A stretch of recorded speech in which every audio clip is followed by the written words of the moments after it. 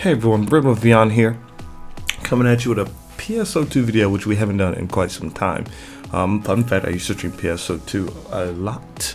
I haven't been playing the Japanese version since release, actually. So, as you know, PSO2, Phantasy Star Online 2, is making its way to the West soon, and I think this would be a great time to give you some tips and heads up things you should be aware if it reflects the Japanese version.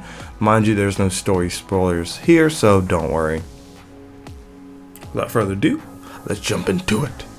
So, with the closed beta coming for Xbox One very soon, I'd like to give you some advice with my experience. So, first things first, when you start off, you'll be able to create your character. All of these options can be changed in game. However, you may be required to use some of the AC or some of the real transaction currency to do a makeover certain parts of your character. Mind you, this could change. This could change in the version that be released in the West.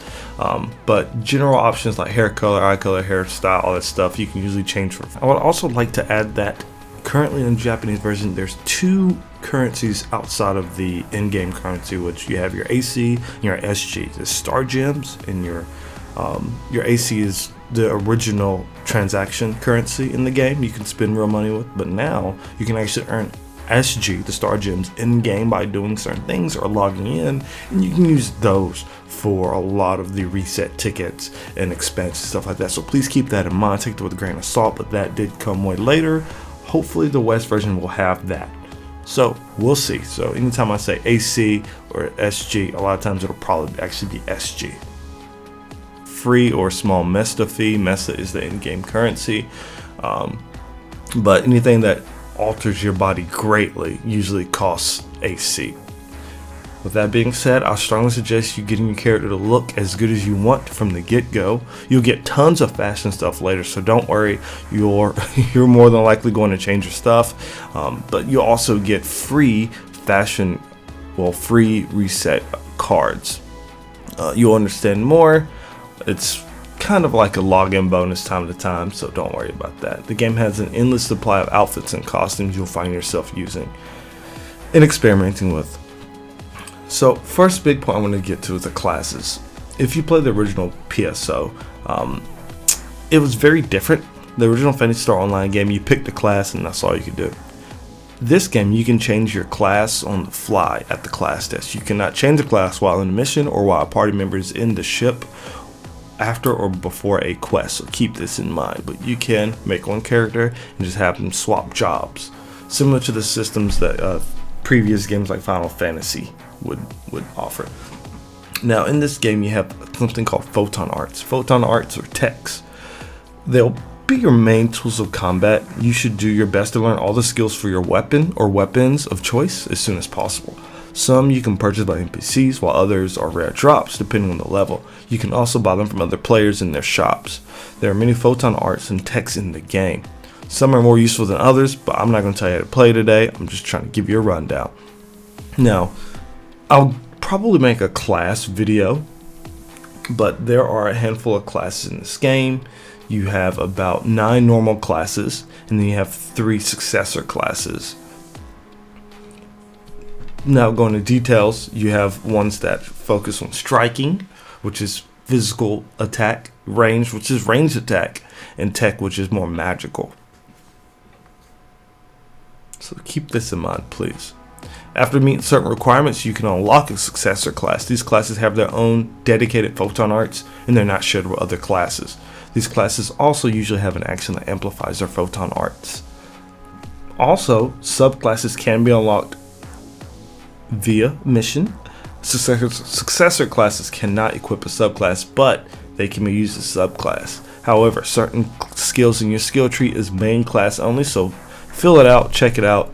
If you want a meta, you can totally look for builds online. I prefer to go my way and just fill it out.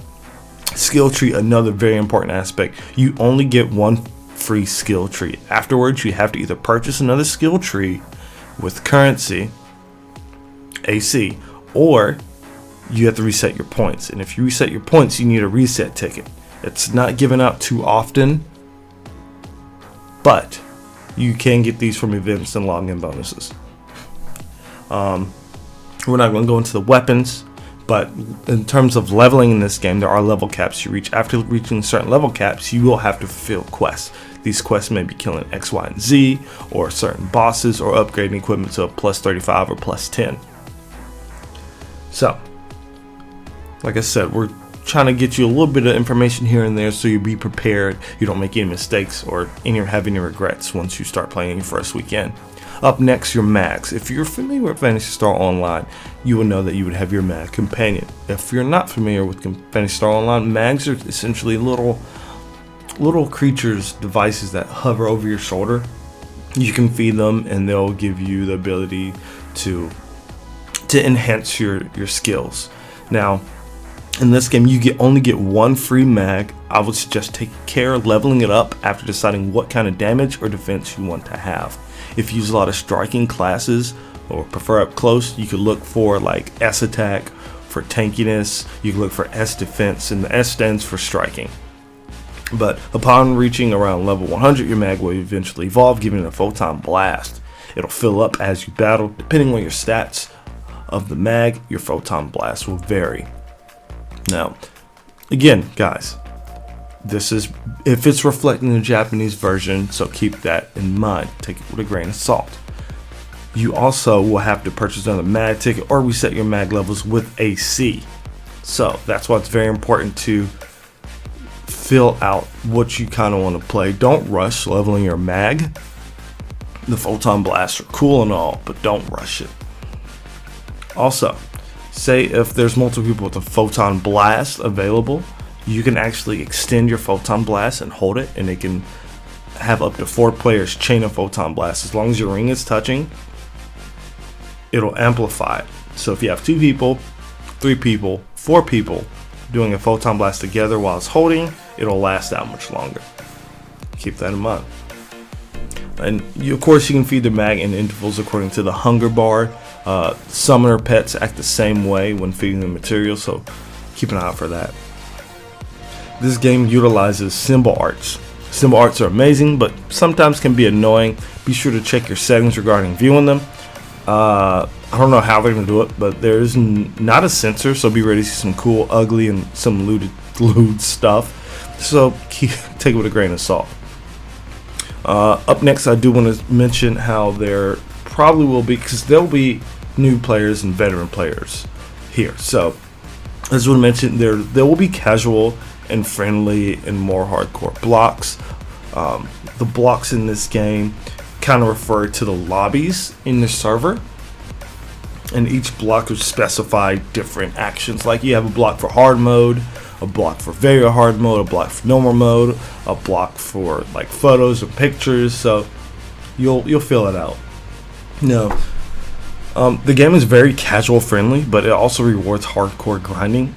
Play as you see fit. You can solo it, you can use NPC allies, or you can play with friends or randoms. This game does a great job at helping you find people to play with. There are lobbies. Again, they're called blocks and dedicated by names like normal or hard or very hard and so on. So look for a block for something that you're looking for. When selecting missions, some will say solo, party, or multi-party. Now this is a really cool aspect I really love about this game. It gives you like a sense of a force.